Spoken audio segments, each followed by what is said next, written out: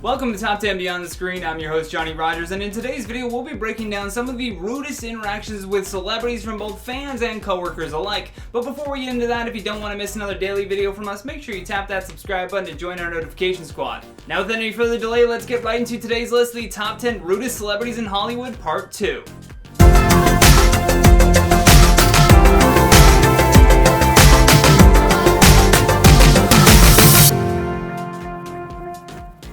In at number 10, Val Kilmer. Val Kilmer has legendary status for being one of the rudest and most difficult people to work with in Hollywood.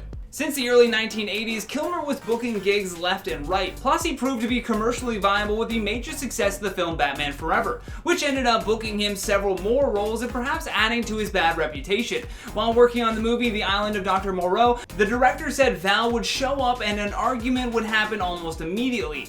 John Frankenheimer ended up replacing that director after he only worked 3 days with the actor before being fired. Still, even John said, "I don't like Val Kilmer, I don't like his work ethic, and I don't want to be associated with him ever again."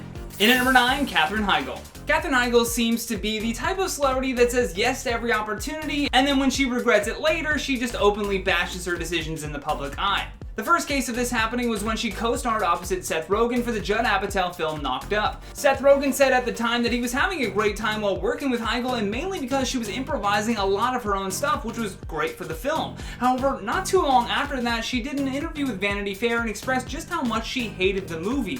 HEIGL said, "It was a little sexist. It paints the women as shrews, as humorless and uptight, and it paints the men as lovable, goofy, fun-loving guys. It exaggerated the characters, and I had a hard time with it on some days. I'm playing such a bitch. Why is she being such a killjoy? Why is this how you're portraying women? 98% of the time, it was an amazing experience, but it was hard for me to love the movie."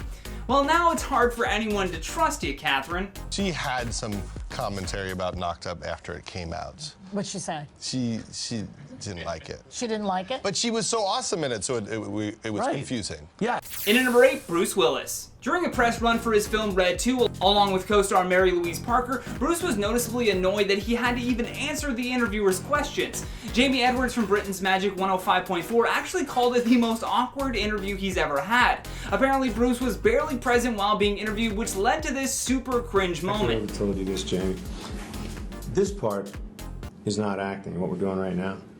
You might be, but we're just selling the film now. When asked which location he preferred while they were filming the movie, Bruce answered with Istanbul. The problem with that answer wasn't his dismissive tone, the problem was that the film never even filmed there. He just said a place he liked, making that poor reporter's job even more difficult as he tried to maintain his composure. In at number 7, Mike Myers. Mike Myers had built himself quite the career with a successful run on Saturday Night Live that led to his character creations being adapted into movies like Wayne's World.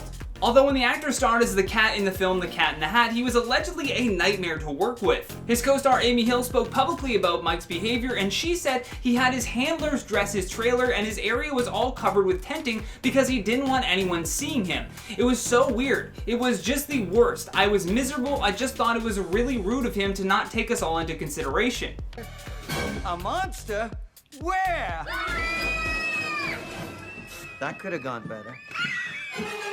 In at number 6, Beyonce. From being a group as in Destiny's Child. I'm sorry, but I answered this question already. Oh, you did? Okay. All right. Beyond the shady looks that she used to give her background singers in Destiny's Child whenever they were off-key, Beyonce has also been known to invoke her diva status on more than one occasion. She's avoided eye contact with red carpet assistants and yelled at photographers for not getting her good side, and more recently sparked controversy at the Golden Globes. When it was announced that Joaquin Phoenix had won for Best Actor, everyone stood up. Everyone from Leonardo DiCaprio to the ever-so-rude Ellen DeGeneres. Although Beyonce was noticeably unamused by the announcement and just remained seated, even though she was literally right beside him. However, Twitter was quick to call her out for this. One person tweeted, "Sorry, but I don't think this is the type of energy anyone should be praised for. I don't know if there was another reason for her sitting, but the fact that she didn't stand with everyone else, especially during a standing ovation, is rude, point blank." In at number 5, Charlie Sheen. Charlie Sheen is the exact polar opposite of what you should do when pursuing a career in Hollywood. He carries with him a terrible offset and on-set reputation, and the debacle he went through in 2011 even led to his contract termination from the show 2.5 Men. For a while, he was all over the news for everything. I mean, substance abuse, domestic violence, and even when he revealed that he was HIV positive. With his history of flying off the drop of a hat and trying to get people fired who speak ill of him, SHEEN has had a very difficult time trying to rebuild his career. Also, there was the major shade thrown when Ashton Kutcher took his place on the show 2.5 Men. In at number 4, Madonna. So someone who knows about sound better come up here and explain something to me. I'm waiting. If you thought Beyonce was being a diva, well, who do you think she learned it from? Madonna is the queen of snide and crass remarks, some subtle and some just thrown right at you. When the star appeared on the Graham Norton show, she was blasted by viewers for the way that she interacted with Sir Ian McKellen.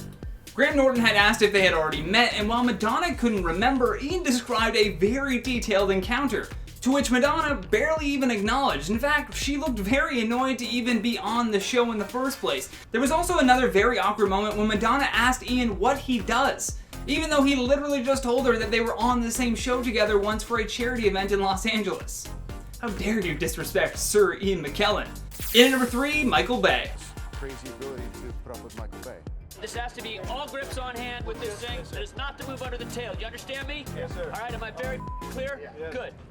Not only has director Michael Bay been referred to as a major sexist, but he's also worse than the most feared army general in the world. He treats his sets like a war zone and directs his staff like they are his subordinates that need to be put in their place. Not only that, but when you're filming with Michael Bay, you film on his time. He's been known to show up hours late for shoots, and then the moment that his feet touch the ground, it's just go, go, go from there. He wants everything done fast and leaves no room for joking around or contemplating anything, including how his staff may feel after he berated them for hours upon hours with harassing comments.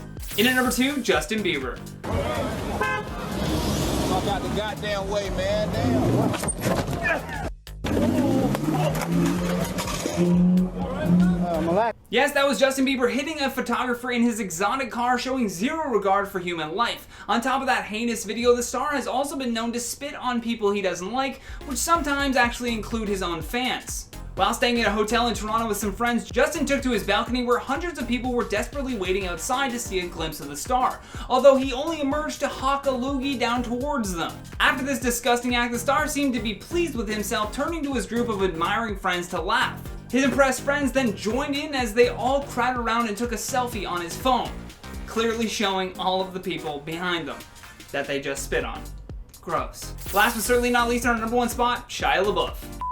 They got cameras everywhere, you dummy. I got more millionaire lawyers than you know what to do with, you stupid. I'm from it, you dummy. Okay.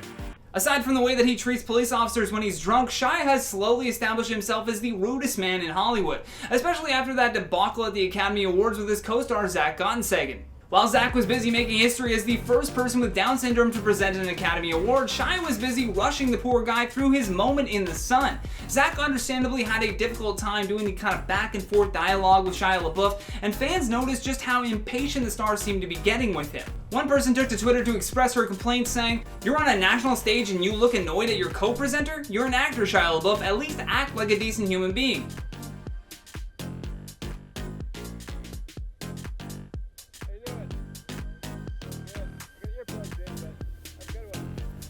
And that has been the top 10 rudest celebrities in Hollywood part 2. Thank you so much for watching, and thank you to our editing team for making me look so good. If you enjoyed this video, then please show us some love here by tapping that like and subscribe button. Plus, don't forget to leave us your comments down below. And for more videos like this one, all you gotta do is tap that playlist when it pops up. From Top 10 Beyond the Screen, my name is Johnny Rogers, saying until next time, stay classy.